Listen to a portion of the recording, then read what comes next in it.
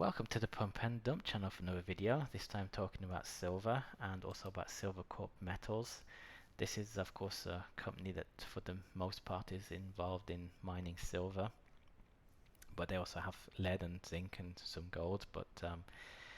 Yeah, we're going to look at it in terms of a holistic approach to get a feeling as to where the market is at. So getting back to silver here, we can see of course on the technical chart we bottomed here in March and we've been then in an uptrend, broken up to a new trading range between 21.50 and $30 an ounce. And we went sideways in this range. We broke through this uptrend, formed here a W, established another secondary uptrend, I would call this, and then we kind of were pushing up against this prior trend line as a resistance. Then the Reddit crowd supposedly was coming into the market, and people thought it was going to be a home run, just shooting up, but no. Silver price went back down, went sideways, fell back to this support line, and then broke through over the last couple of days, and it looks quite clearly like it's going to 21.50 again. And whether we bounce from there to get back to 25 to 30, or whether we fall through, is yet to be seen.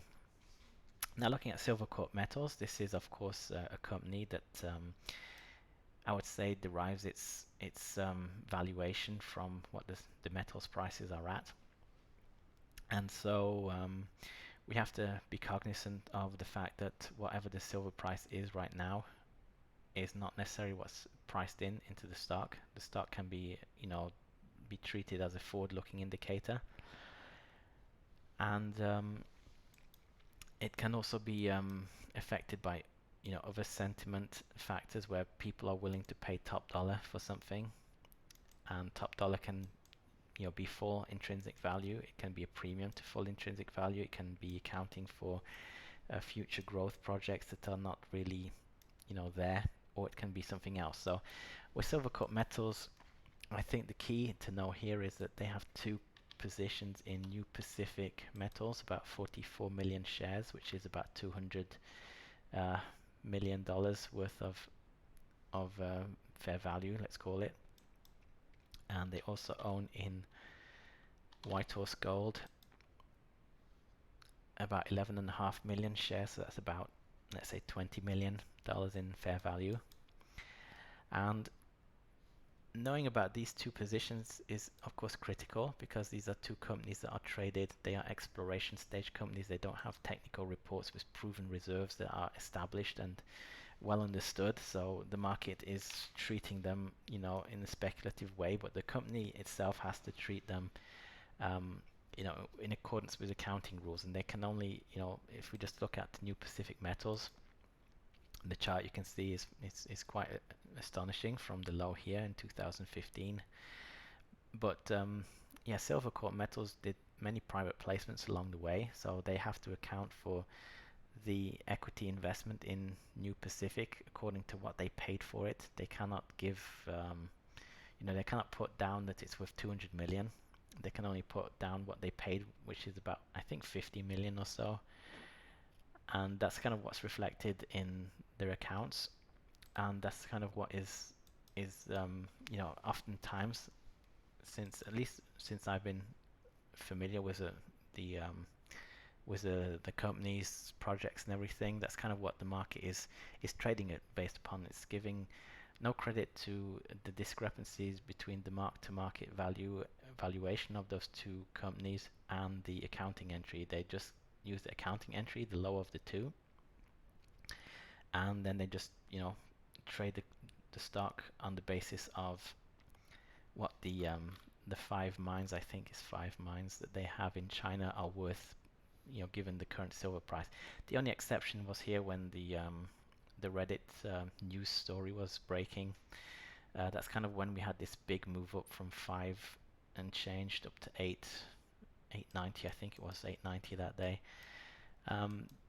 That was giving full credit to the mark-to-market value of New Pacific and Whitehorse Gold. But after that, it quickly reverted back down to not giving any credit to those two positions that the company owns. and now it's, as you can see, it's down at 515. And now we have to, of course, think about what is the intrinsic value of the company. So yeah, at 25.20, the intrinsic value, if we don't give credit to the mark-to-market discrepancy in those two positions, those two equity positions, it's about 580, 585, I would say. And if we do give credit to that, it's about 685 to maybe 690. So what it is pricing right now at 514 is about 2150, just a little over 2150 silver price long term.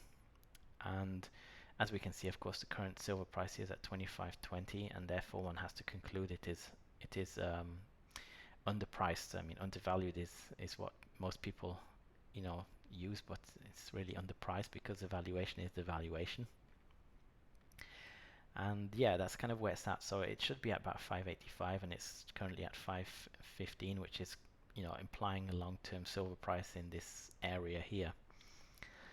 And that is very important to be aware of. So the other thing, of course, to look at is the company as a whole. I'll first talk about the balance sheet. So they have about 100 million in cash, but they did take on this project here, the Zhongji Silver Project in this county in Henan, China, and that is an interesting project to the company. They only have to pay 17 out of the 75 million up front, and if they like it, they can pay the rest. If they don't like it, they can walk away. It's kind of an option, which is about worth 10 cents fair value of the company stock. And it could turn into a lot, it could turn into nothing. That is yet to be seen. But as of the last report, they had 100 million in cash. They have their investments in New Pacific and in Whitehorse Gold. And in terms of liabilities, they have zero debt. They have 100 million in total liabilities, which are related to payables and deferred income tax mainly, and then some other line items that are smaller parts of the equation. But we can see that the risk profile is very low, have no debt, and consequently there is no bankruptcy risk here. So this is very important to know, and the stock price is implying a 2150 silver price approximately. So looking at this in terms of a risk reward perspective, before I get into that, I want to just talk about the mines they own, the 5 mines they own, to look at the economics. They are very strong. As you can see, mostly it is silver, 65%, and 24.5% lead. But main predominant metal they are mining is silver, and you can see here the cash costs are very good. The all-in costs, they are also competitive with the industry, which is important to be aware of, because you have to also take into account royalties and income taxes when you're looking at an all-in cost, because like economic deposits they have, or very economic deposits like this one, they have high margins, so they have higher income taxes, and that's why you have this discrepancy here. If we had debt on top of it, then these numbers would be probably even higher, at least from the way I calculate. And also, this is important to know, is that this is not a year-to-year outlook, that this is what it's going to cost every year. It's going to vary year to year, but this is kind of like looking at it at a holistic level and just averaging it. So we have attractive costs here, production costs, and therefore the company, the way I see it, is a very low risk company, and I think it can only succeed in the very long term. Even if the silver price goes down and stays low for a prolonged period of time, eventually there'll be another bull market in silver, and then the company should be even stronger at that point and do well. So looking in the near term, of course, in terms of risk reward, we can see here $25 silver. If it falls down to here, it's already priced in this drop, and if it then rebounds, we should get back to, let's say, about $6 minimum. And if it falls down here and it craters, it goes, let's say, down to 17. I calculated this earlier. The stock Silvercorp Metals at $17 silver is about worth $4 a share. So if the silver price falls to 17, which is about a 33% drop, the stock in Silvercorp Metals should only fall about 25%. And the only reason why a leveraged vehicle falls less than the underlying metal that drives the most, the fair value for the most part, is because it's already pricing in a much lower silver price. So that's kind of how I'm looking at it. I'm very positive on it. I would like to put it into the theoretical model portfolio, to be honest, but I just don't know at this stage what I should be taking out for it. So I'll maybe think about this over the weekend and make a decision. But